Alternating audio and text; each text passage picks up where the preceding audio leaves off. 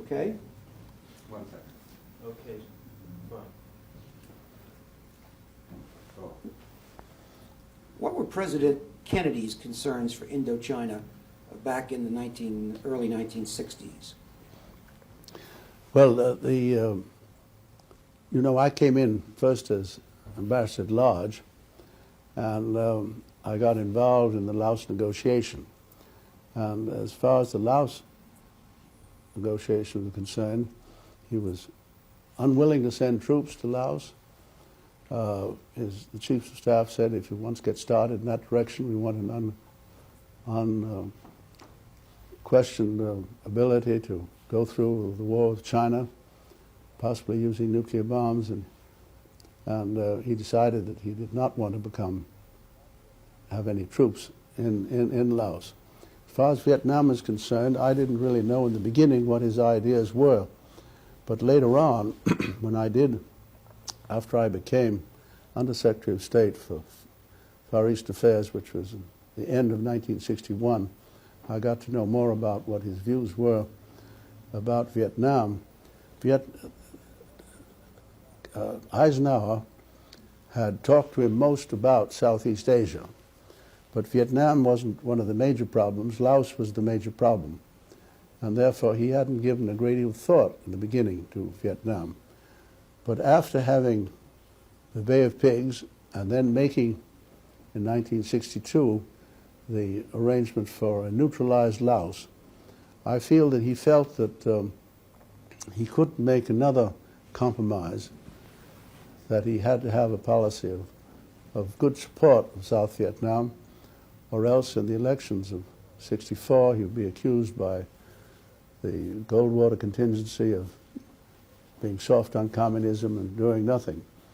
On the other hand, he was never very keen about it, and of course I'm absolutely satisfied that if he had lived, he never would have gotten as deeply involved in Vietnam as President Johnson did. He wanted to limit our commitments, and when up to the time of his death, it was, of course, we had limited it to economic and military assistance and sending in advisors and strengtheners, but no combat troops. We had 16,500, I think, when he died. Governor, we already had under the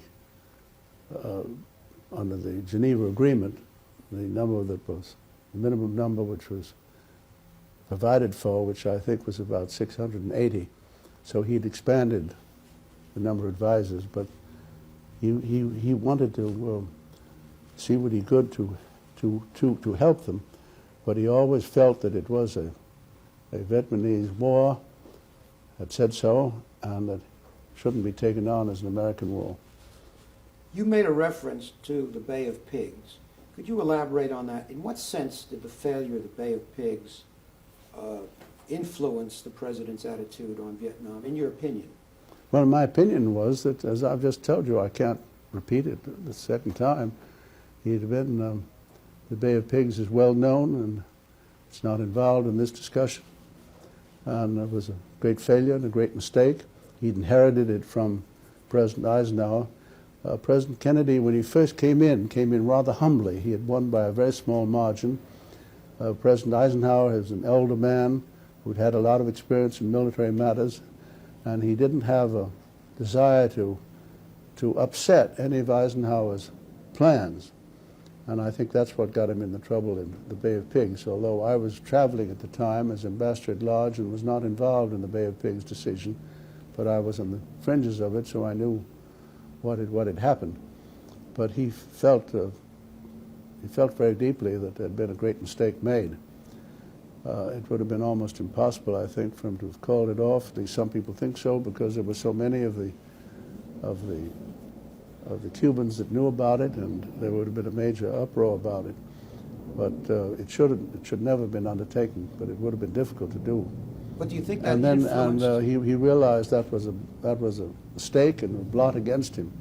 Now, making a neutralized settlement when the Eisenhower administration had been very firmly for having a right-wing government in Laos under the head of this General Phouma, to switch that into a neutralized Laos was a step backward in terms of an aggressive anti-communist attitude. So these two things, I think, influenced him in not wanting to have a third case of where he moved away from the obligations that President Eisenhower had undertaken. Do you think that the Kennedy administration considered that Vietnam was vital to America's strategic interests? Well, nothing is vital to American strategic interests. There was the domino theory. There were differences of opinion. There were some of President Kennedy's advisors that felt it was vital, others that didn't think it was so vital. And he would have liked to have seen, obviously liked to have seen Laos maintain its independence under a non-communist government. But I didn't get the impression that he felt it was a very, I think he thought it was more a domestic political issue, or I wouldn't say it was more of one, but the internal political situation did affect his judgment on this as to what to do rather than the vital nature of it. It's a question of whether Ho Chi Minh was an independent Vietnamese as Tito, or whether he was a stooge for the communists and would drive from, the domino theory, drive into Thailand and then drive into Malaysia, and this would start the whole course of events. And I got the impression that he didn't believe the domino theory. He didn't. He was very much for anti-communist action, but he wanted to do it in a way that was sensible and a way that we could be successful.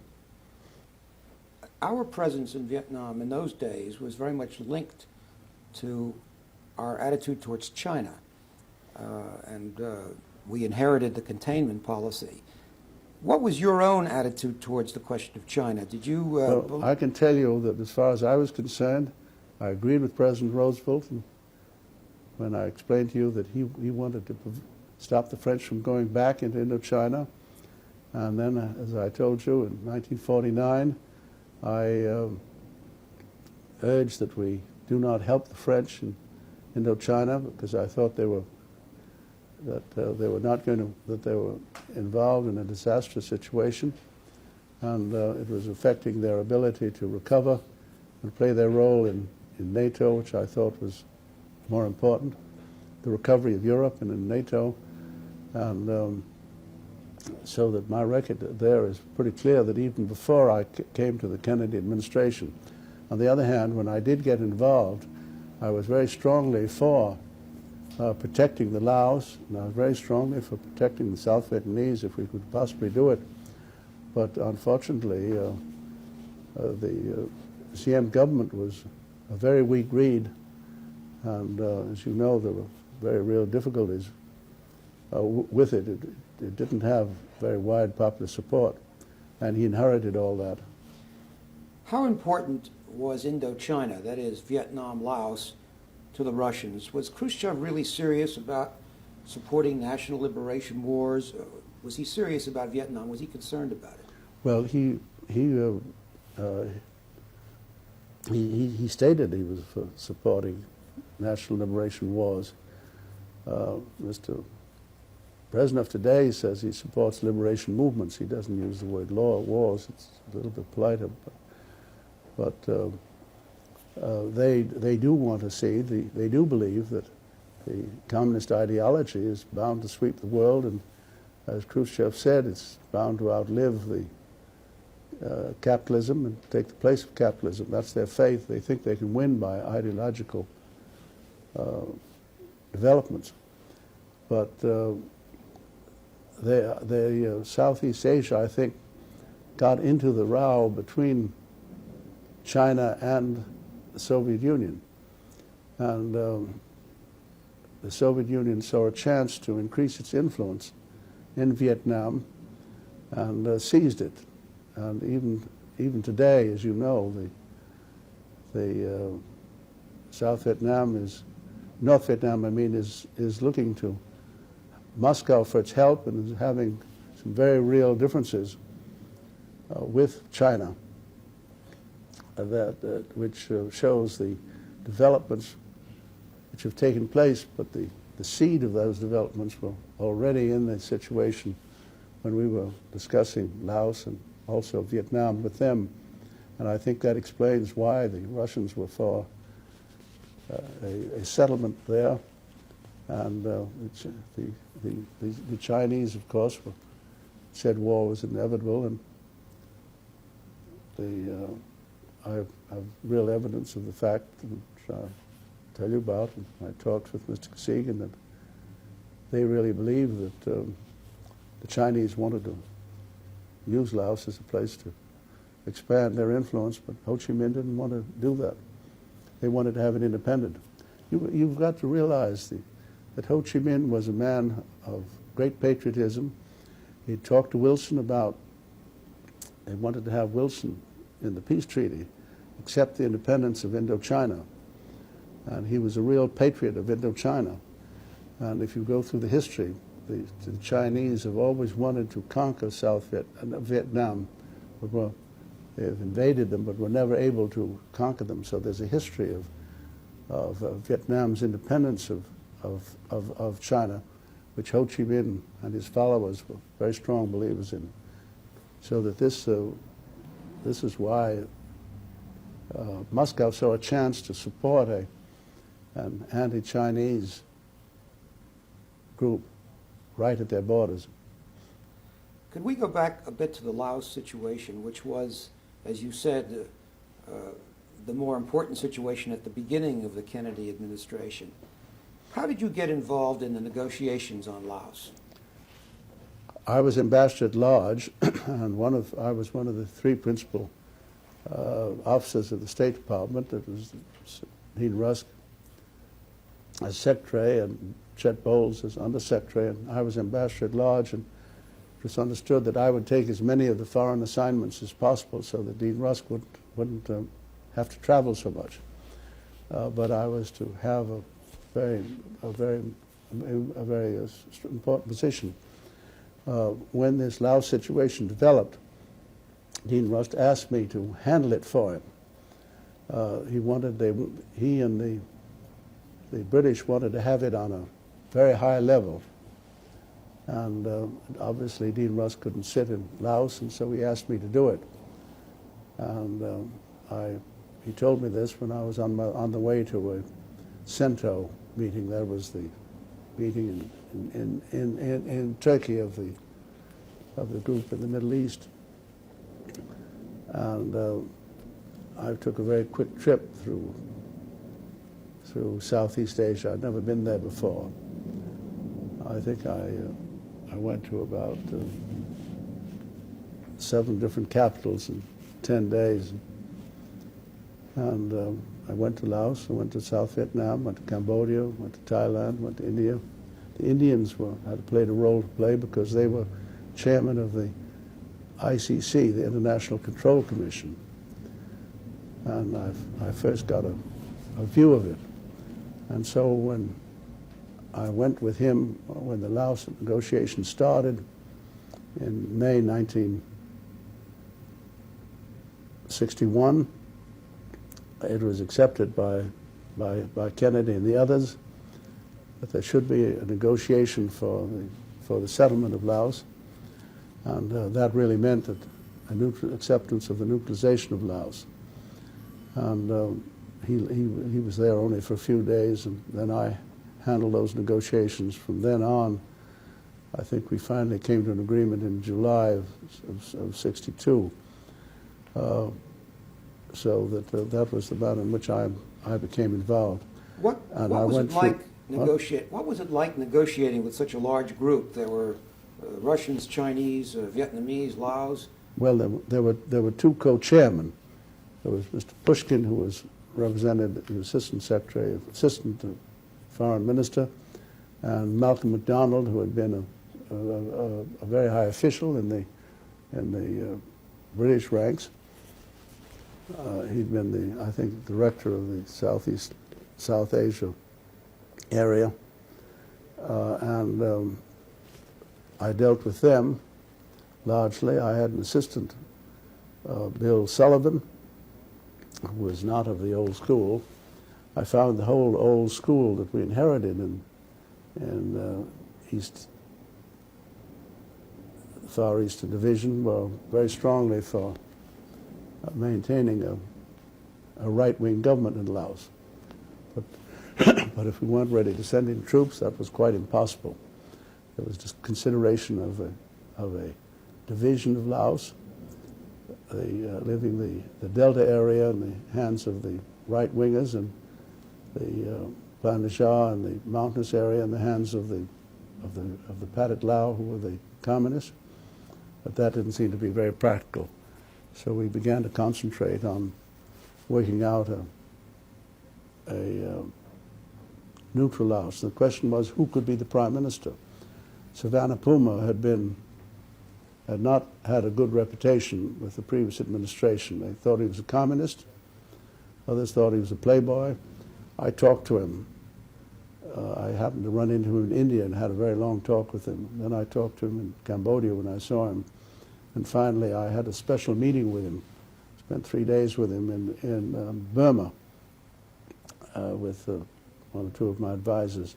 I made up my mind he was a very solid patriot. Was a Vietnamese first, a Laotian first, and he wanted to see Laos developed. And he's proved to be that. He's still, as of today, in Laos, although the communists have taken over. But he stuck to it, and he was very loyal to the agreement, and it was a very wise decision. The previous administration had misjudged him entirely. He could have been the prime minister, and he was the prime minister on several occasions, but the previous administration had supported General Phouma, and that booted him out. And we would have been much better off if the previous administration had accepted him as the prime minister. Many of the problems of Laos would have been avoided. He was a very fine man. And if we want to wait a minute.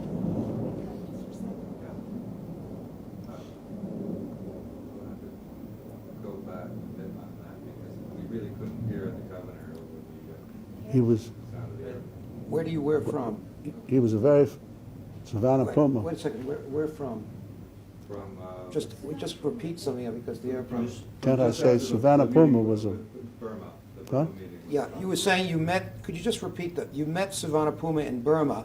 well, And we just- had a long talk, and I think about 3 days talk in Burma, and we went over all the details, and I made up my mind that he was a very sincere patriot and would stick to it. And if the previous administration had taken that position, he'd been prime minister before and supported him, we might have avoided many of the difficulties we later had. He proved himself to be a patriot, he proved himself to be determined, and he stayed there in Laos all through the period. Laos agreement might have worked if it hadn't been for the blow-up in Vietnam, but it was a very difficult thing to get the Pathet Lao and the neutralists and the Phouma group together, and Savannah Phouma showed a good deal of skill in that respect. Did you ever meet General Phouma? Oh, certainly I met General Phouma. He was our representative. He was head of the government that we were trying to support. No, I'm sorry. The previous administration had the American protege until Savannah Phouma came in was Phouma, right? Yes, Phouma. When President Kennedy came in, Phouma was the titular head of the government. Yeah. What kind of impression did he make on you? He was a soldier, and very right wing, and the only trouble was he didn't have an army that could fight. He was full of ambition, but he didn't have the support of troops that would fight. Laotians are very peace-loving people, and his soldiers were not competent. During the Laos negotiations, did you feel any pressure from agencies or groups in Washington against a neutralist solution? In particular, did you feel that the Pentagon was cool to the idea of a neutral solution, or the... I don't know about the Pentagon. I know about the State Department. The State Department was, as I've told you, was very much opposed to Savannah. They thought he was a communist, and they had no basis for it, and also had been schooled in the idea that we had enough interest in Laos that we ought to insist upon a right-wing government remaining. And those people gradually dropped out. But they didn't have any influence on President Kennedy. They were. Were you in close touch with President Kennedy during the negotiations? Oh yes, I used to see him whenever I came back to Washington, and I remember this was in June, which was I think almost less than a month after the negotiations started. We had a talk, and I developed the idea that we should have a neutral government, and spoke of Savannah, and I spoke of the pros and cons, and Dean Rusk approved it. And when I got back to the office, Kennedy's a great man to telephone. He called me on the telephone and said, "Governor, did you understand that I want a neutral Laos, and I agree that Savannah is the man for us to back us?" And I said, "Yes, sir, I did." But he wanted to be so sure that I understood it. When you have a big talk of that kind, there's a views expressed by a number of different people. He wanted to make sure that I understood that he was strongly in favor of a neutral Laos with Savannah as the head of it. So with that direct instructions from him, I went to it. It took us a year to achieve the settlement, but we finally did achieve a settlement. Why is it, in your estimation, that the Kennedy administration was in favor of a neutral solution for Laos, but seemed to be opposed to a neutral solution for South Vietnam? Well, they did not want to send any. The military situation in Laos was completely different, and so was the political situation. The president decided that he didn't want to send any troops into Laos, and that meant it was necessary to have a neutral. There was no government. There was no real government there. There was civil war going on, whereas in Vietnam there was an established government under Diem. He was making progress in getting control of the country, and there was no reason at that time to consider any change. The situations were entirely different. Hold on. You want to change the cassette? Can we have a repeat of the last question also? What was the matter? Just the question or the answer? The answer, the governor, Yes. sometimes when you're tied, it's making a lot of, What? you're down on your Oh, I tie, see. occasionally. I see. Occasionally, I'm so. sorry. Now, there's a good little, if you're going to repeat any of the stuff about Phouma, toss in that story about Phouma's troops retreating. It's a good little story. Oh no, that's another. No, that story related to Nam Tao. Nam Tao. Nam Tao? That's my story, and it relates to Nam Tao. Well, you can tell it. Can you tell it? No, I'll tell when we talk. Why did the Kennedy favor a neutral solution for Laos but Right. oppose neutrality for South Vietnam? Could you? That's the question. And just if you When could you repeat- ask you don't have to ask the question again. Go ahead. Are we at speed? All right, why don't you ask the question? All right. Just give you a cue.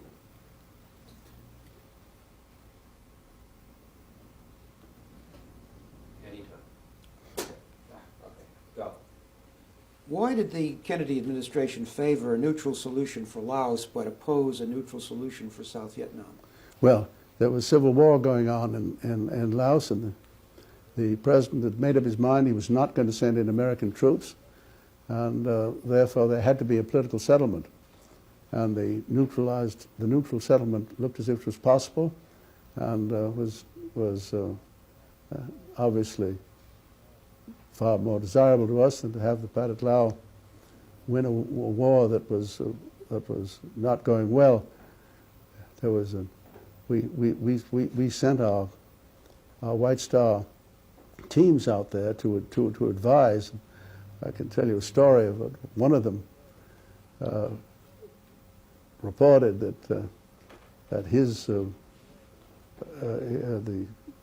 unit that was under his advice had in the Namtar battle had shown better morale than in the previous engagement. In the previous engagement, when the North Vietnamese, they always used to shout, you know. They would yell and then attack. The Phu My forces dropped their arms and ran. He said in the Nam Tao situation, they ran, but they carried their arms with them. So as you can see, it wasn't a very stalwart group of people. Now, as far as South Vietnam is concerned, there was a government there that was in charge, was expanding its operation, had been successful in putting down some of the difficulties, and there didn't seem to be any major problem. There was no reason for considering a neutral Laos at that time, a neutral Vietnam at that time. The situation was entirely different. Joe Alsop has written that Alsop wrote that President Kennedy told you that the United States was going to make its stand in Vietnam. Do you recall the president saying anything at some No, point? I wouldn't take what Joe Alsop said as strong evidence. Hold on just a minute till that airplane. We're going to have terrible problems with airplanes. Well, that's What was the question? Wait a second. There was a question about Joe Alsop wrote. All right, ask it again. okay. One moment. Wait. Moment. Bruce? I don't know who's hopping in for what. Oh, he's doing it now. All right, ask the question Yeah, I'm quickly. just waiting for the horn to stop out there. Okay. All right? Try it. Joseph Alsop has written that President Kennedy told you that the United States would make its stand in Vietnam. Do you recall that? No. No, I don't. I don't recall him saying that. He never. I was never directly involved with him in the Vietnam problems. My contact with him, as far as the Far East is concerned, was largely related to Laos. What was it like negotiating with Pushkin, who was the Soviet diplomat? Well, he was he wanted to have a settlement. He had great difficulty with the Chinese. That's when I first got to know the real difficulties between them. We used to have meetings of what we called the Big Four, which was the British and the Russians, the Chinese, and myself for tea. It was quite obvious that the Chinese wanted to see the war continued and didn't want to see a settlement. Pushkin tried his best to come to an agreement, and he was obviously under instructions to try to come to an agreement for a neutralized Laos, and he worked with us to achieve an agreement. And Malcolm MacDonald was a tower of strength. He was a man of very great ability and patience and tact. And between he at the big, I negotiated with the two of them, and I always found myself in agreement with Malcolm MacDonald, the British representative. But I found Pushkin very trying to be cooperative as far as he could within the realm of being able to bring along the Chinese. And also bring along the Pathet Lao, you know, that was a problem he had too. We had a problem of bringing along the General Phu My's group. In Vietnam, President Diem of Vietnam considered that the Laos settlement was a stab in the back because it left the Ho Chi Minh Trail open. Could you comment on that? Well, we provided in the declaration on Vietnam, which they all signed, that no country could use the territory of Laos to move any troops from into any other country, and it was specifically provided. North Vietnamese never paid attention to it, but it was specifically provided that the Ho Chi Minh Trail, as it was later called, could not be used. Therefore, the agreement was in fact violated by the Vietnamese. The agreement was violated. Now, if I could jump ahead a moment That here. part of the agreement was violated. If I could jump ahead, because I want to come back to something. In April of 1963, you met with Khrushchev in Moscow and reminded him of the Soviet pledge to support the Laos agreement. Yes. Well, I certainly did. I'm sorry, would you repeat that I met Khrushchev? Yes, he certainly did agree. He agreed with Kennedy at Vienna that to come to an agreement on Laos, and then there was also, which we thought was an agreement with Pushkin, that they would do everything they could to get the communist members, and the British on their side would do everything they, as co-chairman, would do everything they could to get the non-communist group to abide by the agreement. We tried to get that written in that language, that the co-chairman should have the obligation to see that the agreement was kept, but we couldn't get them to agree to that.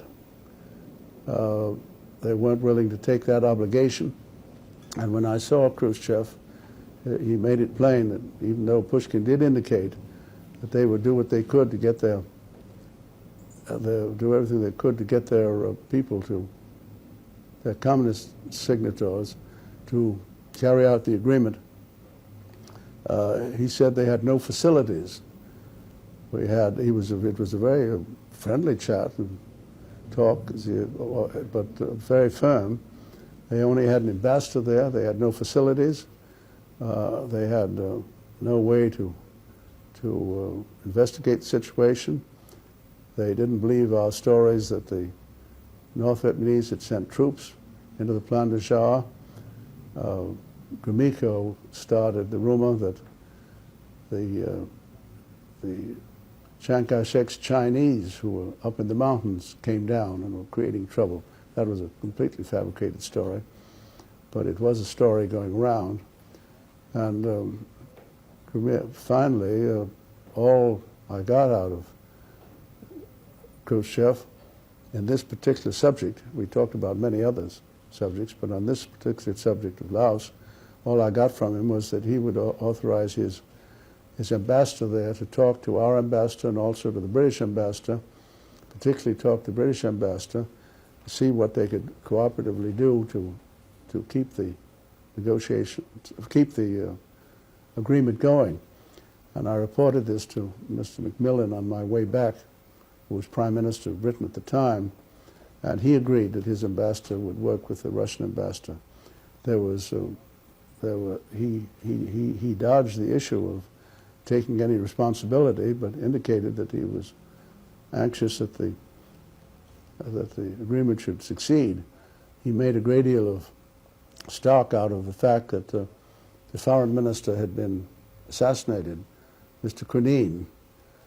He was supposedly one of Savannah Phouma's followers. I always thought he was closer to the Pathet Lao than to him. They had been, Kong Lee was the general of Savannah Phouma's neutralist forces. There were three forces. There was the Pathet Lao forces, there was the Kong Lee forces, and there was the Phoumi forces. And Kong Lee's principal colonel had been assassinated. And sometime later, the Kunin was assassinated. He was a member of the government. And the Pathet Lao members of the government had been established in Vientiane with the representatives of each of the three sides having different ministries. After this assassination, they left Vientiane and went up to the Plan de Chars on the basis that it wasn't safe for them to remain there. I always thought it was possibly an excuse, but in any event, there was some. They went up there, and there was some fighting between the Congolese forces and the Pathet Lao, and we wanted the International Control Commission to go up there, and the Pathet Lao would only let them come in a very limited way. The International Control Commission was chairmaned by the Indian, and there was the Pole and the Canadian. And they were supposed to see that the agreement was carried out. But the Indian chairman wasn't very aggressive, and the Pathet Lao did their best to keep them out. So these questions were never fully settled. But in the meantime, Savannah Phouma did keep his government going.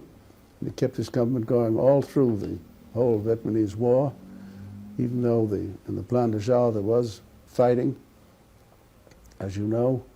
But he kept the area of the country, which had about 2/3 of the population, under the control of the government. The mountainous area and the Plan de Chars, which had about 1/3 of the population, as I recall it, was under the control of was either under nobody's control or under the control of the Pathet Lao. Could I go back to Khrushchev for a moment? I wonder if we could sort of take advantage of your reminiscence of Khrushchev to ask you to do a little bit of a description of Khrushchev, how it was to talk to him. Well, I knew Khrushchev very well. The first time I met him was in '59, and I spent 10 hours with him on end, from 1 o'clock at midday until 11 o'clock at night.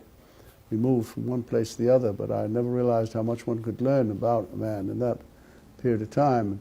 Then when he came to the United States, he came to my house, and I had some of the Wall Street bankers and businessmen to meet him, and it was rather an amusing meeting. He said, "Now at last I've met the people that control the country." He really believed he was not very well educated, you know, and he had only one, I think only the first grade in school. Then he went to communist school, night school, and that communist night school was largely propaganda. So he was full of the communist propaganda. And so that what was this in connection with? I'm just asking your impressions of Well, what it was like to be with him and talk to him. He was very strongly for the communist movement. He believed in it. Remember, he said that what did he say? What he meant was, "We'll outlive you." And some people, what was the word? Bury. We will bury you. Bury you. We will Oh, bury yes, we will bury you. People thought that meant we were going to drop an atomic bomb on us. It wasn't at all. He meant from a time schedule standpoint. He said capitalism had replaced feudalism, and communism was going to replace capitalism. This was on a time schedule. But he was quite genial. He had a good sense of humor, and always treated me courteously, but was very tough about the subjects that he believed in. And he was, in this Laos situation, he was quite ready to have it succeed, but he wasn't ready to I don't think he was able to send any more men down there. I think part of the trouble of carrying out this Pushkin agreement, incidentally, Pushkin died, which was a great tragedy because we couldn't continue negotiating with him. And there was no one in the Foreign Office that knew the details as he did, which was really a great loss.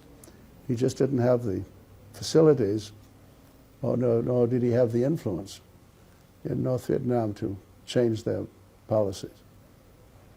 But we did talk about, he was very anxious to develop trade. He spoke about that at this meeting. He spoke about the fact that we had blocked him getting a big pipeline.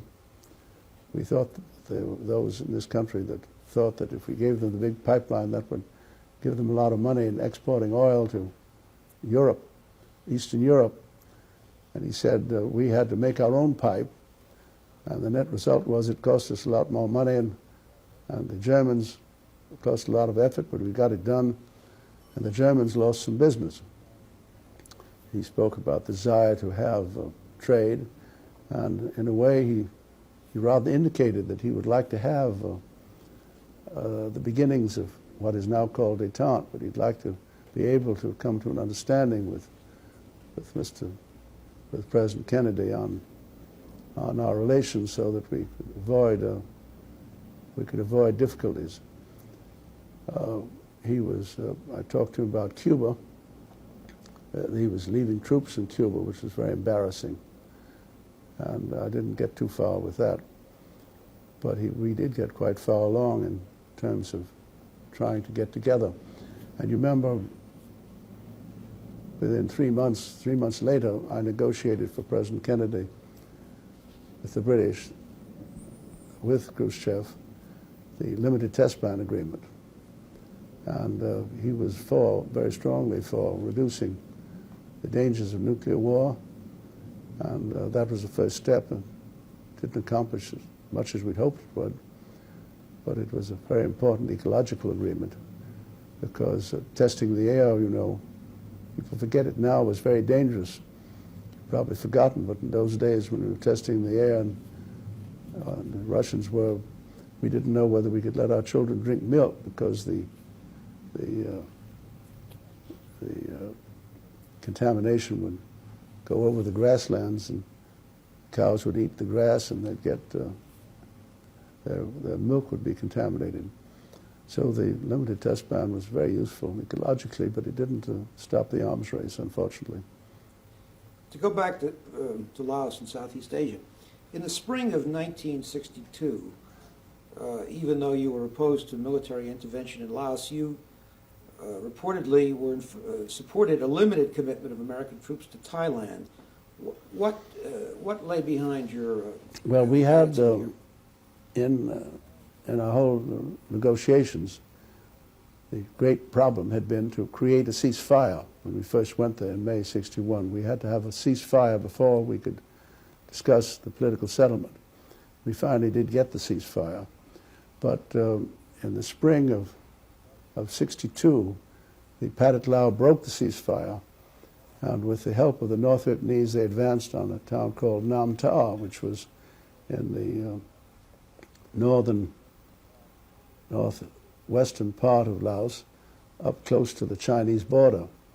And we were afraid that that would be a direct route from China into Thailand. And the president wanted to show that he wasn't going to sit by and see the ceasefire broken, or it was a warning signal to the Chinese that he was going to protect Thailand. See, Thailand was protected under the CETO agreement, and as a warning to the North Vietnamese that they better stick to the agreement on the ceasefire. And I think it was a useful event, and I think it sobered them down and helped us get the final agreement.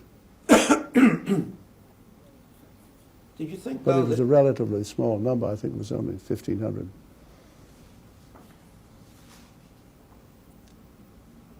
I'm going to change pace here a moment and ask you why you were given the... Could you handle it with these questions, because my answers have been developed in connection with your question. Yeah, no, you're that's fine. confusing me by moving from one question to another, and No, I'm really following. I've got it thought Yeah, through yeah. to answer. If you would stick to the order of the questions, it would help me a lot. Okay. Did you say time? No, go ahead. Oh. We've got another about 10 minutes. Yeah. 12 Well, minutes. let's end the morning session, if we would. I had a question down here. Why were you given the name of Crocodile, nickname of Crocodile, by your staff? It wasn't given to me by my staff. It was given to me by Mac Bundy. He originated it, and the reason why he originated it was... Excuse me, Governor, could I ask you to start again and saying, I was given the nickname of Yes. Crocodile, so... All right. I was given the name Crocodile, not by my staff, but by Mac Bundy, you know, who was President Kennedy's assistant, principal assistant, you know. And he used to attend of course, naturally attend, kept all the minutes of all the meetings that took place, and was a major advisor of the president. And I had learned in dealing with the presidents that you have a fraction of a minute to answer a question. The question was up, it would go around the room, and each person would have to answer. If they had a long-winded answer, it annoyed the president. A lot of people thought they wouldn't answer it, and they never got a chance to speak again. So when the question came to me, I'd always, in the time that I had, thought up my judgments were pretty well established, thought of a way to answer the question quickly and sharply. And I would always answer these questions very quickly and sharply. He used to comment on the fact that I did that, and finally he said, "You were the crocodile." The president would turn to me, and I would have a sharp and quick answer, regardless of whether he agreed or disagreed with previous speakers. But I'd learned that you have only a minute or two to get your ideas before the president. You either seize them or you bow out. Listen, I wonder And it was a kidding question. It was a kidding title, and it's stuck to me ever since. I wonder if we can break, because the next session is a whole new chapter. This is not a bad time. Listen, we're doing very well. I don't see. There's that period is quite a long story, and that period that I was sent by the president around the world. You know, I went to 12 I've countries. got that down. In other words, we come back and we start with questions. Dan, have you got anything before you leave? No, sir. I got in your No. both your things that you wanted me to. You've gotten in everything I heard yesterday, and quite a bit more. Yeah. How about Chet? We give you an A, though. Okay. So far, anyway.